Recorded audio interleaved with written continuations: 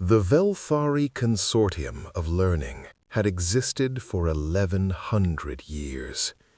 It floated in perfect stillness above the gas giant Moravian Prime, a structure so vast and so deliberately beautiful that first-time visitors often forgot to breathe, which was a problem, because several of those visitors breathed methane, and the Academy's atmospheric regulation systems were already stretched thin, managing 900 different biochemical requirements simultaneously.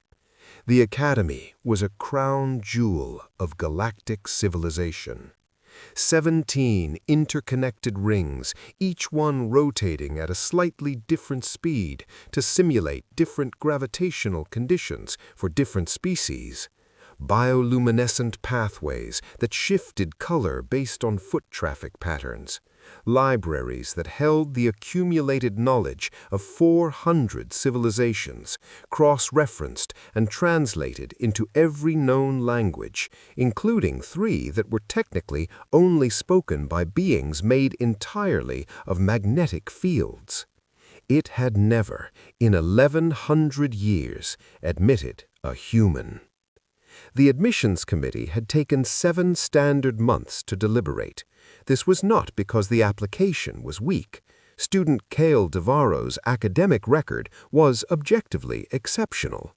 High marks in theoretical physics, advanced xenolinguistics, and something called applied crisis management, which no one on the committee had fully understood, but which sounded impressive.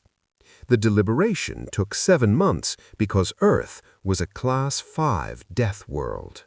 Class 5 meant the planet actively and comprehensively tried to murder everything that lived on it. The classification system ran from Class 1, mildly inconvenient geology, all the way to Class 7, which was reserved for planets where survival was considered a statistical anomaly. Class 5 sat in the territory of sustained, enthusiastic, multi-vector lethality. Predators, weather systems, microorganisms, geological instability, the other species on Earth which had apparently not gotten the message that they were supposed to reach a peaceful equilibrium. Councillor Breveth of the Saloon delegation put it plainly during the committee's 4th session. The dominant species of this world, she had said, her 4 translucent wings folded tight with anxiety, invented weapons capable of ending their own civilization multiple times, and then, having invented them, chose not to use them. That is not reassurance. That is a threat held in reserve. The committee had eventually approved Kael's application for 2 reasons. The first was that discrimination based on planetary origin was a violation of the Interspecies Academic Charter, and the consortium had no legal basis for refusal. The second was that Dean Orvasa, a Thelian elder whose people had been spacefaring for 6,000 years and who was not easily rattled, read the boy's personal essay 3 times and concluded that anyone who could write that clearly and that calmly about surviving something called a Category 5 hurricane while also completing his entrance examinations deserved a chance. Kael Duvarro arrived on the first transport of the new academic cycle. He was not what most of the faculty had imagined. They had imagined something louder, something more visibly dangerous. The Academy had quietly upgraded 3 security protocols in the weeks before his arrival, installed additional atmospheric monitoring near his assigned quarters, and distributed a 40-page briefing document to every professor who would interact with him, summarizing human physiology, psychology, and the 17 different stress responses that had been documented in academic literature. The document included a section titled Emotional Volatility Indicators that the human cultural liaison had spent an entire week compiling. What arrived was a young man of medium height, with dark eyes, and the kind of stillness that some species found deeply unsettling, because it did not look like the stillness of calm. It looked like the stillness of something that had learned over a very long time how to wait.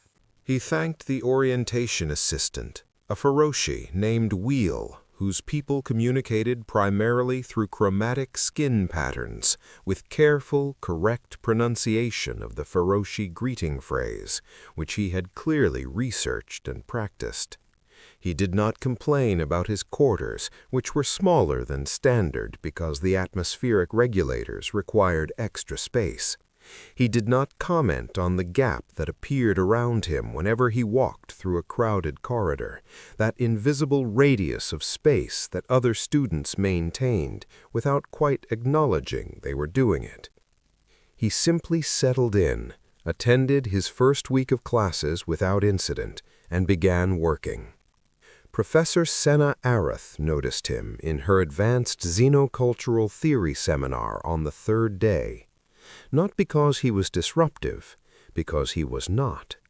Every other student in the room performed their engagement. They asked questions at calculated intervals. They took notes in the approved formats.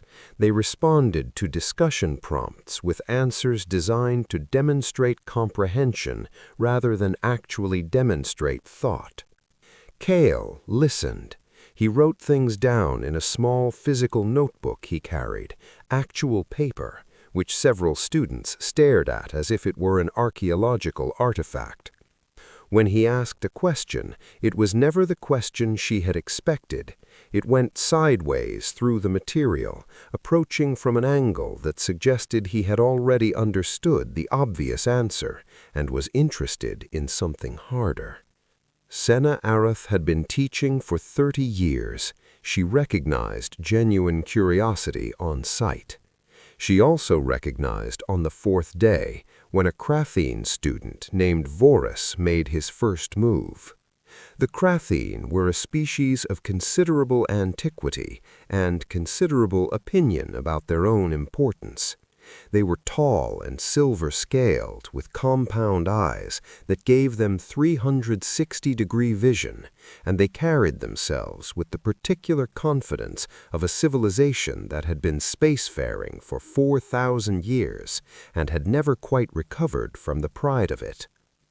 Vorus was the eldest child of a Krathene diplomatic house. He had arrived at the consortium already certain of his own intellectual superiority, and Kael's quiet competence had, over 4 days, become an irritant he could not name but could not ignore. On the 4th day, during a seminar discussing conflict mediation frameworks, Vorus said something with a smile that did not reach his compound eyes. "It must be strange," he said, his translator rendering the words in the careful, measured tone the Krathene used when they wanted to sound reasonable while being something else entirely. "To come from a world so young, to sit in rooms that were built before your species had written language and discuss ideas your civilization is only beginning to understand." The room went quiet. Kael looked up from his notebook and smiled. It was a small smile, patient, like someone who had just been handed a puzzle they had already solved. He said pleasantly, "Probably, though I'd argue that being late to something doesn't necessarily mean you understand it less. Sometimes it means you had to learn faster." Vorus's scales caught the light as he tilted his head. Confidence is admirable in the young. "So is accuracy," Kael said, and turned back to his notes. Professor Arath carefully did not react, but she marked something down in her own notebook, and it was not about the curriculum. The incident that changed everything happened in the 6th week. It began, as many significant things do, with what seemed like a small moment. Professor Yuvrak Esselin ran the consortium's most prestigious practical seminar, Strategic Resource Arbitration, a course that simulated high-stakes diplomatic negotiations between competing factions. It was famous for being difficult. It was also famous for being the course that most clearly separated students who understood galactic politics theoretically from students who could actually navigate them under pressure. The course worked through live simulations. Students were assigned roles, given partial information, and told to reach resolution before an artificial deadline created escalating consequences. The professor would introduce complications mid-scenario without warning. Alliances shifted, new information emerged, the situation spiraled. It was, by design, deeply stressful.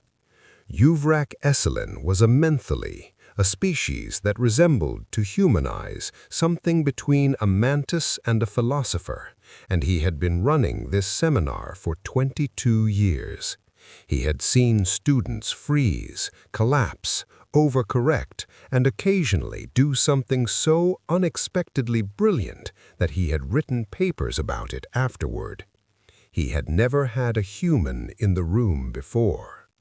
The scenario that day involved a disputed deep space relay station, 3 factions, a long-established communications conglomerate, a coalition of smaller independent operators, and a neutral station authority trying to maintain function while both sides threatened to pull their contracts and leave the station economically unviable. The simulation was set at hour 14 of a negotiation that had been deteriorating for 6 hours of simulated time. Voris had been assigned the role of the conglomerate's lead negotiator, which pleased him. It was the most powerful position. Kael had been assigned the role of the station authority's junior advisor, observer status with limited speaking rights, able to speak only when directly addressed by one of the primary negotiators. Voris had clearly noticed this. The arrangement of the assignment had the quality of something not accidental. For the first 40 minutes, Kael sat quietly and watched. He took notes. He did not react visibly to anything. His face stayed neutral in that particular way that, if you knew what to look for, was not blankness, but concentration, the expression of someone who is processing more than they are showing. The simulation deteriorated on schedule. Voris, playing the conglomerate, was technically competent but inflexible. He anchored hard to his opening position and made incremental concessions that were designed to appear generous while giving nothing structural. The independent coalition grew frustrated. The station authority character, played by a saloon student named Pri, began showing signs of genuine stress. At the 50-minute mark, Professor Esselin introduced a complication. A third party, a smaller species delegation with a legitimate but previously unacknowledged claim to one of the station's communication bands, was requesting emergency inclusion in the negotiation. The room's energy changed. This was the kind of variable that could collapse a negotiation, or, if handled correctly, could create a new axis of alliance that changed the balance of power entirely. Voris's response was immediate and decisive. The third party's claim was outside the current negotiation scope. Including them now would destabilize the process. They should be formally acknowledged, their claim logged for later arbitration, and excluded from the current session. It was a clean, legally defensible position. It was also exactly wrong. Kael said nothing. He was not permitted to speak unless addressed. Pri, as the station authority, looked between the parties with visible uncertainty.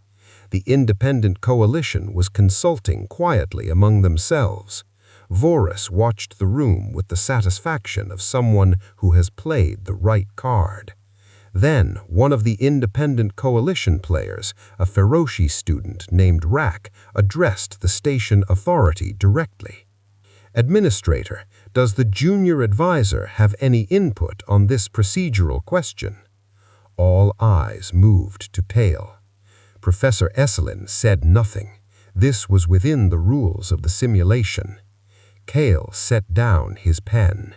"The third party's claim," he said, his voice even, "is not a complication. It's a resource." Vorus's scales shifted. "Their claim is irrelevant to the current. Their claim," Kael continued, "gives the station authority independent leverage it currently doesn't have. Right now, the station is trying to mediate between two parties, both of whom know the station needs at least one of them to stay financially viable. That's a weak position. But if the third party's communication band claim is legitimate, the station authority has the power to either validate or contest that claim, which means the station authority now has something both primary parties want: influence over a third variable that affects both their positions." The room was quiet. Vorus said, carefully, "That is a misreading of the procedural framework." "It's a reading of the power dynamic," Kael said. "The procedure is the tool, the dynamic is the actual situation." Professor Esselin had gone very still. In Manthali body language, this indicated intense focus. "You would use a marginalized party's legitimate grievance as a negotiating lever," Vorus said, his tone sharpening. "That is manipulation, not diplomacy." "It's inclusion," Kael said. "If their claim is legitimate, they should be at the table. If they're at the table, the station authority is no longer the smallest party in the room trying to mediate between two larger ones. The power geometry changes. That's not manipulation, that's building a coalition." "From a position of weakness," Vorus said. His scales had taken on a faint iridescent quality that for Chrithine indicated controlled irritation. "Your species specializes in that, I suppose, finding ways to matter despite every structural disadvantage." He meant it as an insult. The room felt it as one. Kael looked at Vorus for a long moment. "Yes," he said, "we do." There was nothing defensive in it, no heat, just a statement of fact delivered with the particular calm of someone who has made peace with the thing being described. "It is a survival skill," Kael added, "from a world where structural disadvantages were not hypothetical, where the question of whether you mattered was answered every day by whether you were still alive." Vorus stood. He was tall, considerably taller than Kael, and his full height carried the weight of 4,000 years of Chrithine precedence.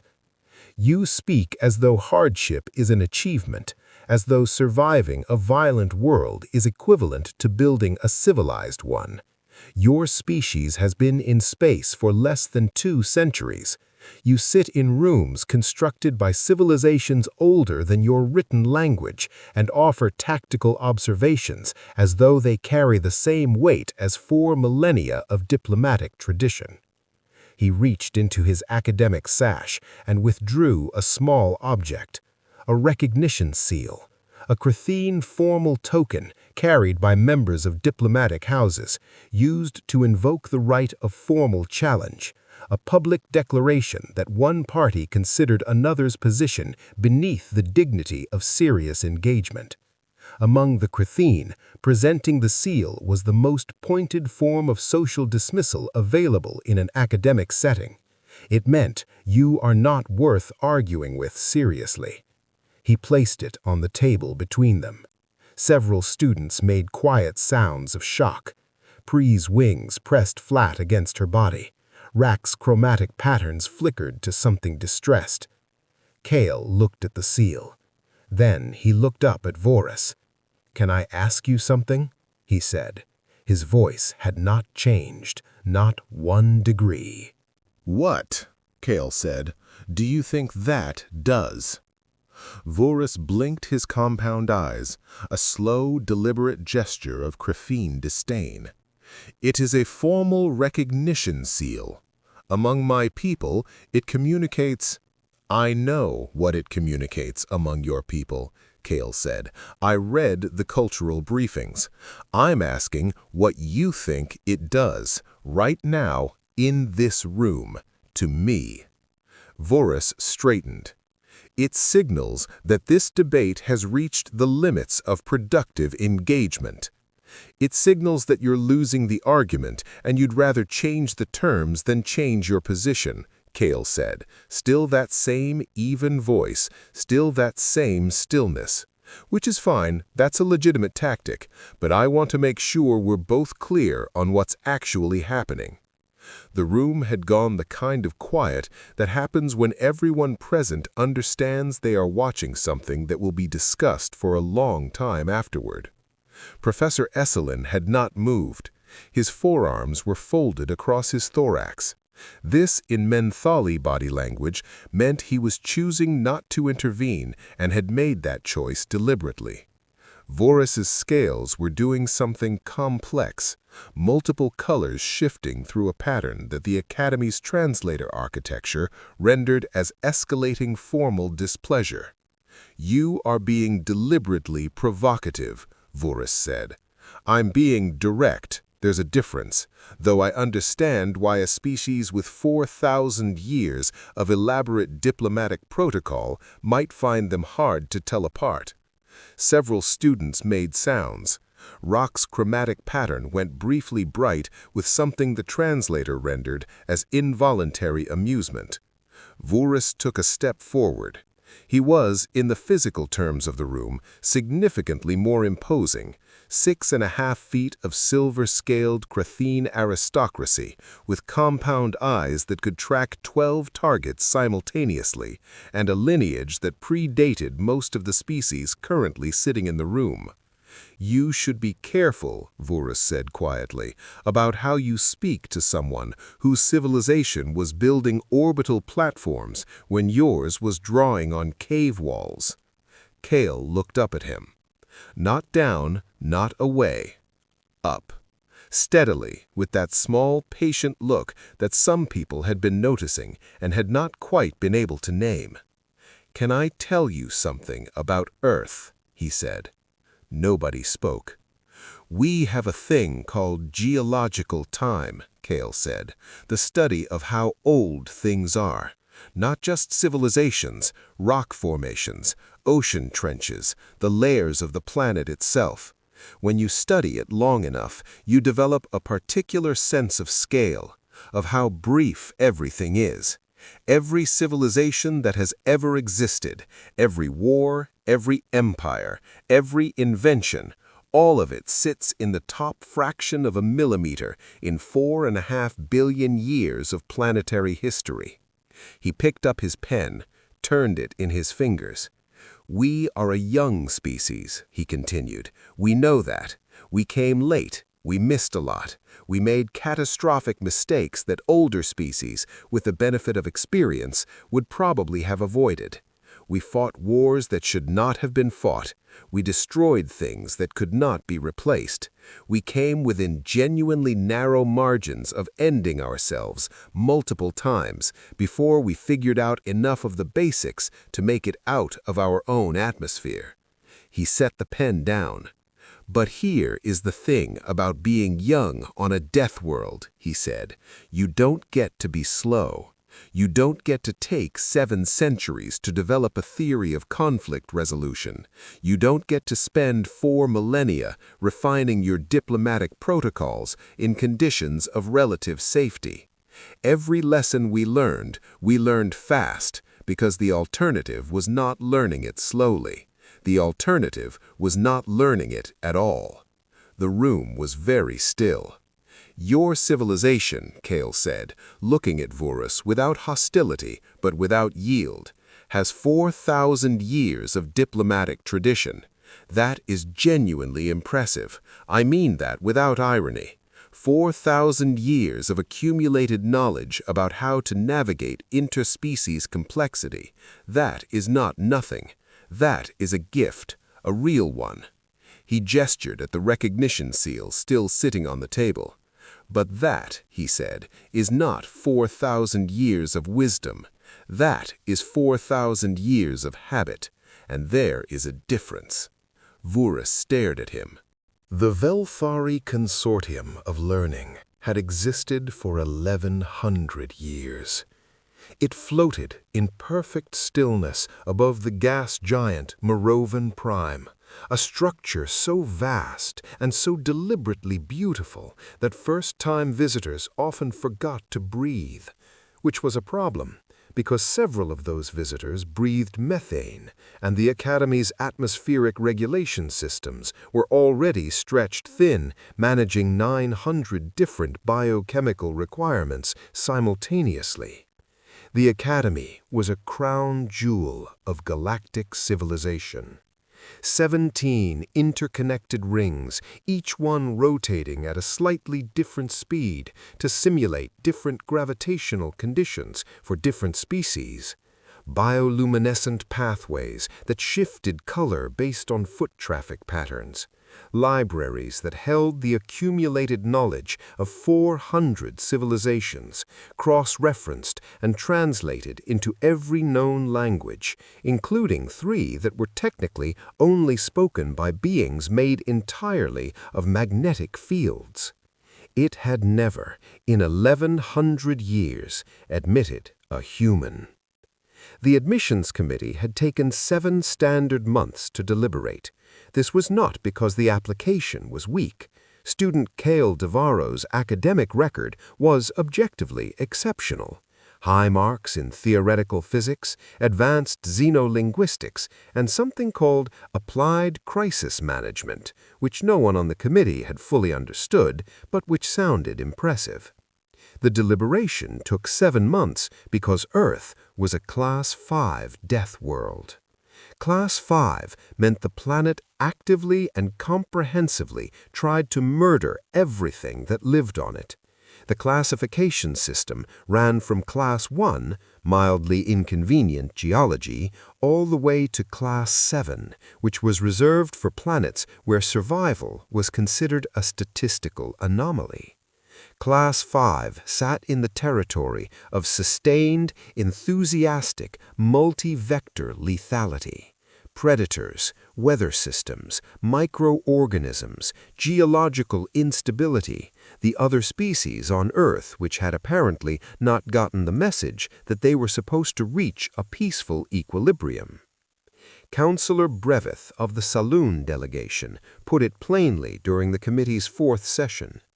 The dominant species of this world, she had said, her 4 translucent wings folded tight with anxiety, invented weapons capable of ending their own civilization multiple times, and then, having invented them, chose not to use them. That is not reassurance. That is a threat held in reserve. The committee had eventually approved Kael's application for 2 reasons. The first was that discrimination based on planetary origin was a violation of the Interspecies Academic Charter, and the consortium had no legal basis for refusal. The second was that Dean Orvasa, a Thelian elder whose people had been spacefaring for 6,000 years and who was not easily rattled, read the boy's personal essay 3 times and concluded that anyone who could write that clearly and that calmly about surviving something called a Category 5 hurricane while also completing his entrance examinations deserved a chance. Kael Duvarro arrived on the first transport of the new academic cycle. He was not what most of the faculty had imagined. They had imagined something louder, something more visibly dangerous.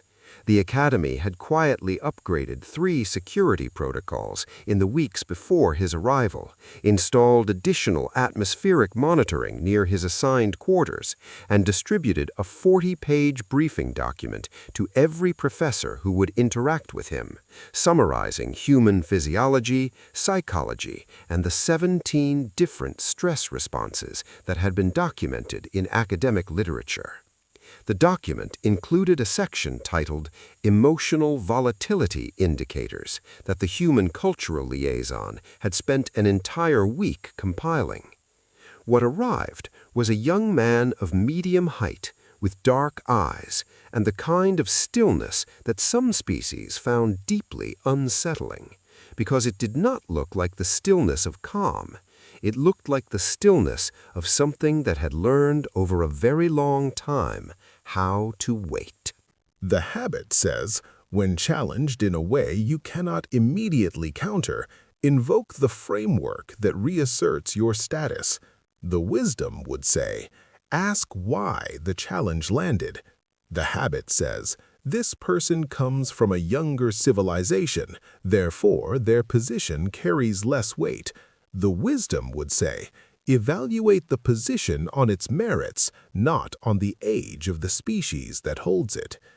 He stood slowly and walked to the table, picked up the recognition seal, examined it with the careful, respectful attention of someone looking at something genuinely old. Then he placed it back down, gently, in front of Vorus. "This matters to you," he said. "I understand that it does, and I'm not mocking it. But on Earth, we stopped using artifacts to determine who was worth listening to a long time ago, because we didn't have the luxury of it. We had to listen to everyone, and then figure out who was right." He looked at Vorus directly. "You've been trying to establish that I shouldn't be taken seriously, that my perspective carries less weight because of where I come from. I want to offer you a different question instead." He tilted his head slightly. "What if the perspective that comes from surviving the hardest school is worth more in a crisis? Not because suffering is noble, but because the lessons it teaches are the ones you can't learn any other way." The silence stretched. Then Professor Esselin unfolded his forearms, and his thorax shifted in the slow, deliberate motion of mentally academic approval, a gesture so rare that 3 students who recognized it exchanged startled glances. "Simulation suspended," the professor said quietly. He looked at the room. "What this student just demonstrated is not what I had planned for today's session. What I had planned was considerably more straightforward." A pause. "What he demonstrated is more valuable than what I had planned. He demonstrated that the most effective diplomatic move available to a party with structural disadvantage is not escalation, is not submission, and is not deflection. It is the direct, calm, honest naming of the actual dynamic in the room, combined with the genuine offer of a different frame." He turned to Vorus. "The recognition seal is a tool of your diplomatic tradition. It is a legitimate tool, but tools have contexts, and this was not the right context, because the person you were attempting to dismiss had just, in the previous 3 minutes, demonstrated exactly the kind of structural thinking this seminar exists to teach." Another pause. "When you dismiss someone of greater competence using the tools of social hierarchy, you are not protecting the hierarchy, you are revealing its limits." Vorus was silent. His scales had gone a flat, even silver, not the complex patterns of anger or disdain, something quieter. "This," Professor Esselin said to the room, "is the lesson. Not the content of the argument, the structure of what just happened. Note it, understand it, because in actual diplomatic work you will encounter this moment, the moment when your framework and the reality in front of you are pointed in different directions. The question is always, which one do you follow?" He looked at Kael. "Exemplary," he said simply. "And in 1100 years of the Velthari Consortium of Learning, it was one of the quietest, most devastating moments in any classroom within its 17 rings. Humanity had arrived, and it turned out the galaxy had been waiting for it without knowing it was waiting." Word traveled through the consortium the way word always travels through places where thousands of minds share close quarters. fast, transforming slightly with each retelling and arriving at its destination wearing different clothes than it had started in. By the second day after the seminar, the versions circulating among the upper ring students held that the human had reduced a Kratheen diplomatic air to silence in front of a full class. By the third day, some versions included details about precise tactical dismantling of Kratheen cultural frameworks that had not actually happened, but that felt, to the tellers, like they probably should have. By the end of the week, a Velthari graduate student had written a brief analysis of the incident for the Academic Internal Communications Board, which was read by approximately 800 people and which described Kael's intervention as a case study in asymmetric diplomatic leverage. Kael was not aware of most of this. He attended classes, he completed his work, he ate in the common dining area where he had gradually, over 6 weeks, expanded from sitting alone at the edge of the room to sitting at a table that was usually occupied by Rock, the Feroci student whose chromatic amusement had been noticed during the seminar, and a saloon named Pri who had started sitting nearby one day without comment and had simply continued doing so. He had not sought this out. He was not, he had learned over the course of his life, particularly skilled at the front end of friendship, the part that required initiative and managed vulnerability.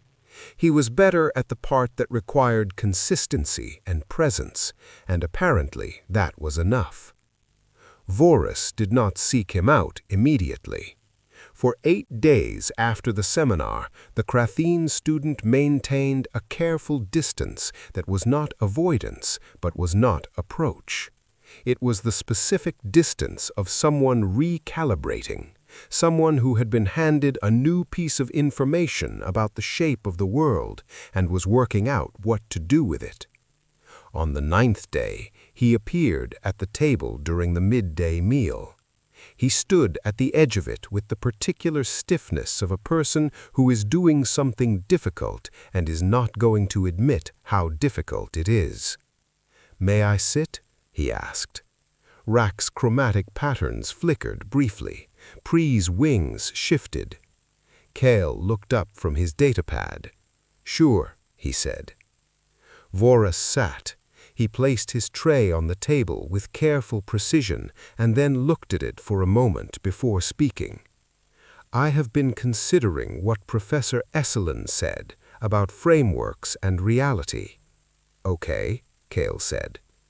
"The recognition seal has been used by my family for 9 generations as a tool of formal dispute resolution. It has specific meaning within the Kratheen social architecture. Its function is not simply dismissal. It is the formal acknowledgement that a conversation has reached an impasse and requires restructuring." "I understand that," Kael said. "What I did not understand," Voris said carefully, "was how it would be received by someone outside that architecture. I assumed the formal weight of the gesture would translate." A pause. "It did not." "No," I agreed. "It read as a status move." "Because it is a status move. That is part of its function. But within our tradition, invoking status is not the same as dismissing the other party's argument. It is more complex than that." "Most things are." Voris looked at him. The compound eyes were hard to read for a human. They did not have the same focal expressiveness as mammalian eyes, but there was something in the overall stillness of his face that suggested genuine engagement rather than performance. "Why did you not simply correct me in the moment?" Voris asked. "When I invoked the seal, you could have explained immediately that you understood its meaning, but that it would not function as intended. That would have been more diplomatic," Kael said. "More efficient." Kael considered. Because efficient isn't always the right register. If I'd immediately explained the cultural gap, we would have had a conversation about communication and misunderstanding, which is fine, but it's a smaller conversation. What I wanted us to have was a conversation about the underlying dynamic, about why the seal was deployed, not just what it means. The communication gap was the symptom. The actual issue was that you were using it to avoid engaging with something that had challenged a framework you'd never been asked to question. Voris was quiet for a moment. "You are," he said finally, "extremely direct. I know, it's a cultural thing, or maybe a personal thing, hard to separate them. On Kraphis, directness of that kind is considered aggressive. The implication is that if you trust someone's intelligence, you give them the opportunity to arrive at the point themselves. Direct statements suggest you do not believe they are capable of the journey." Kael looked at him. "And here I thought I was being respectful by not making you guess.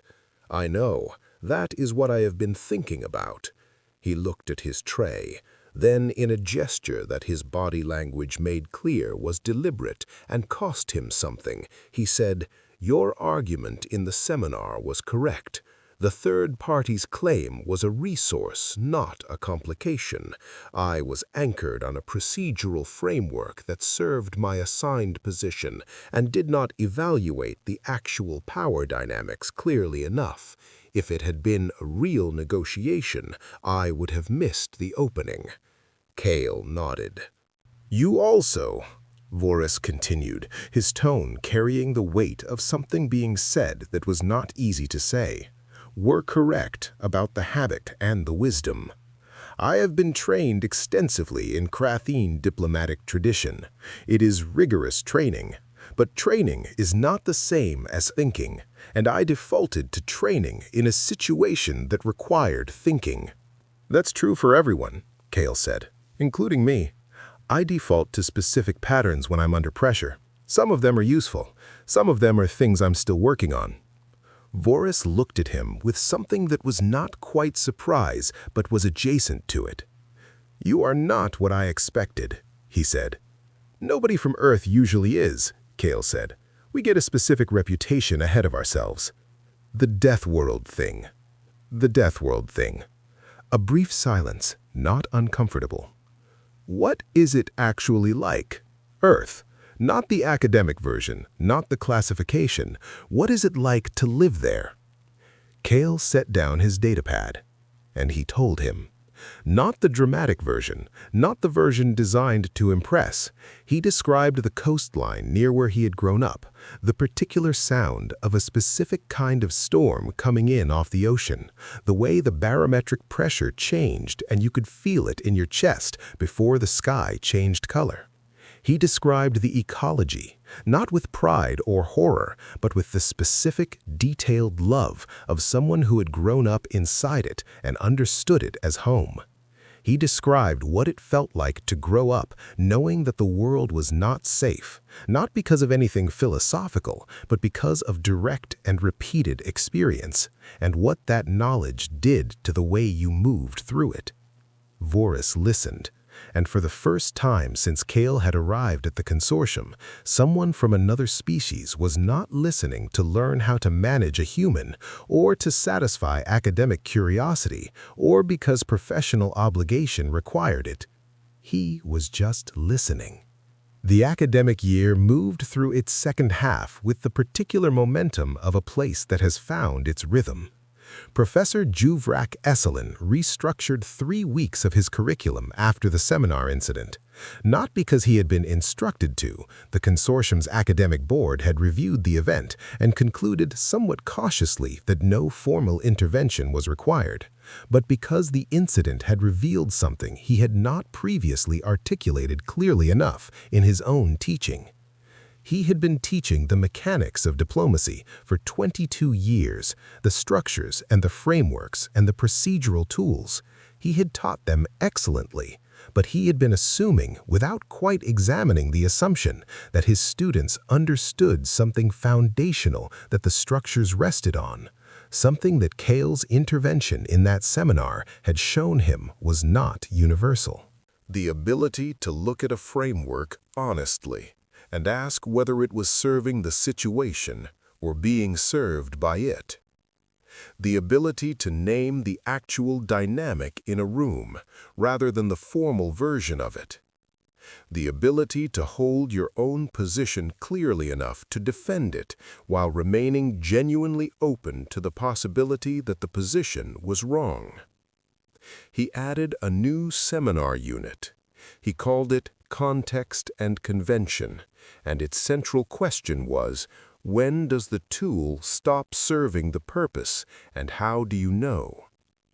He asked Kael to participate as a guest contributor in the first session, then the second.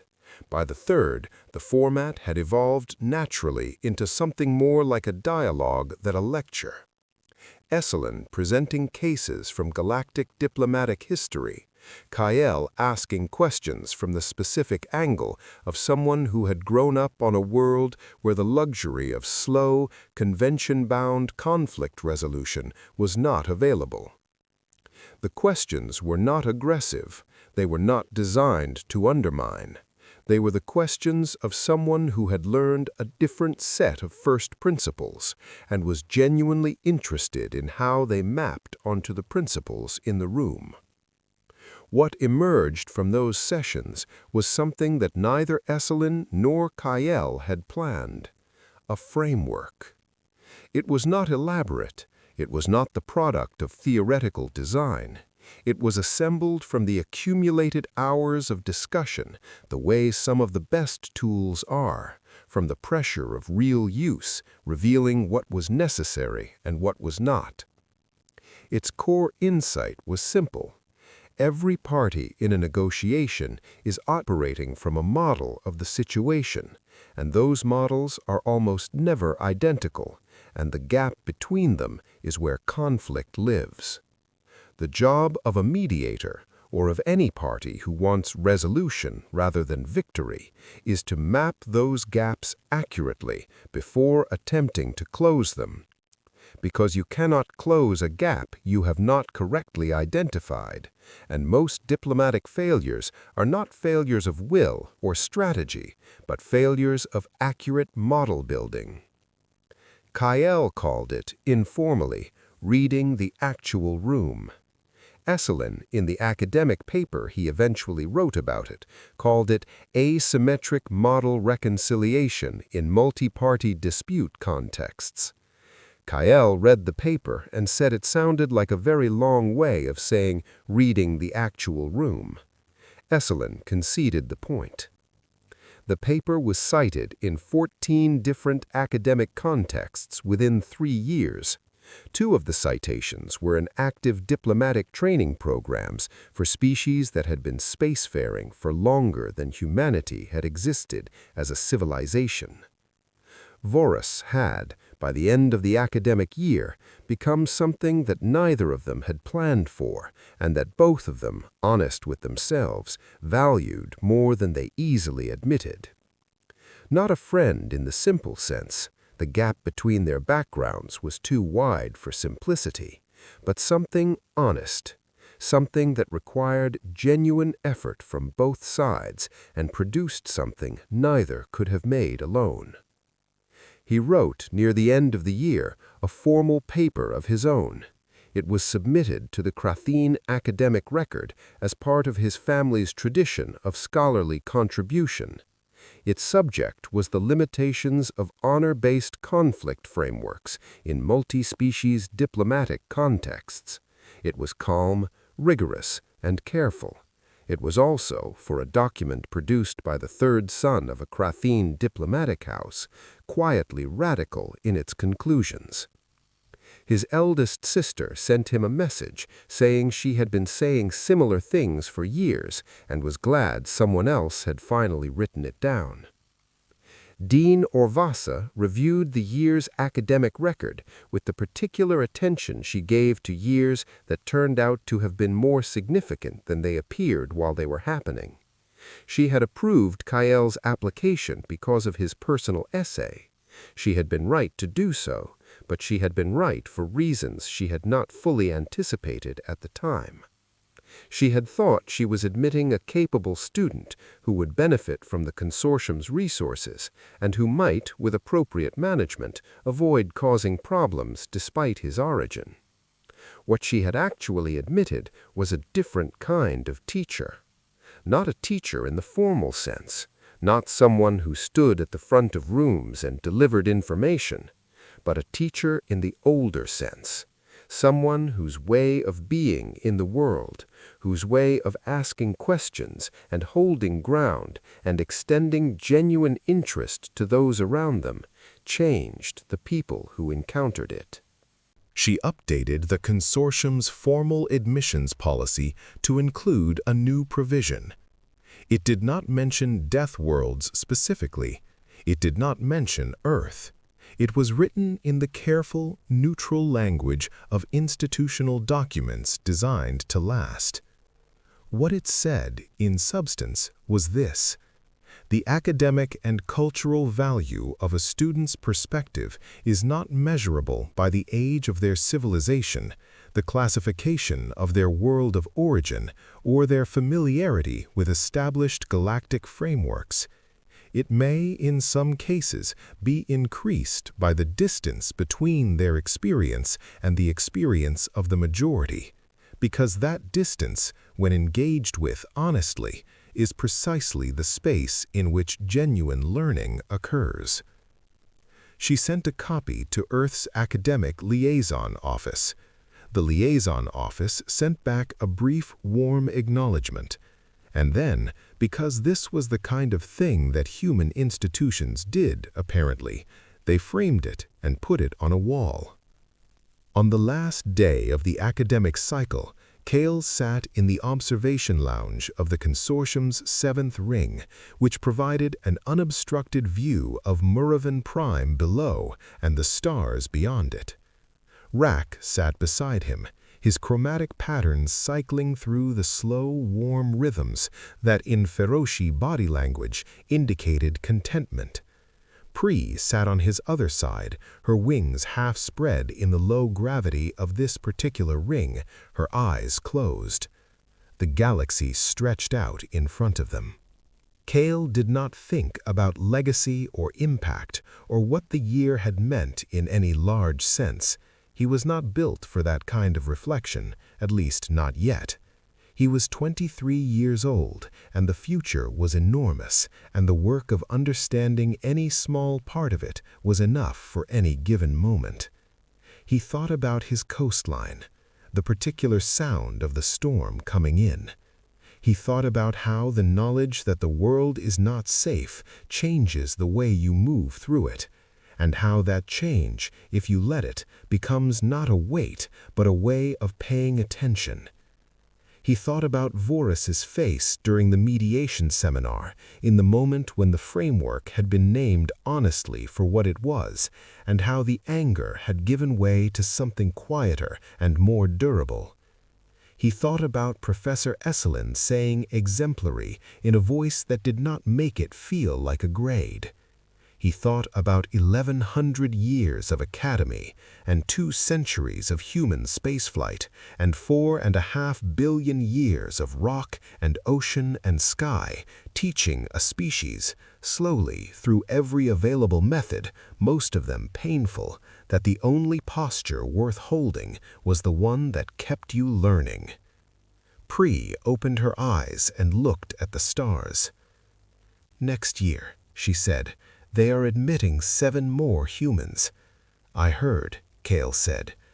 "Are you worried they will be," she searched for the word, "different than you?" Kael considered this.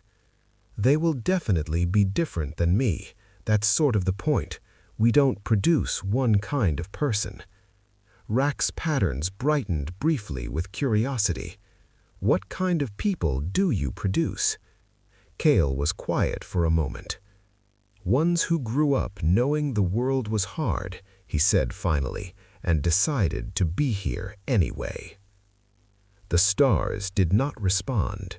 They did not need to.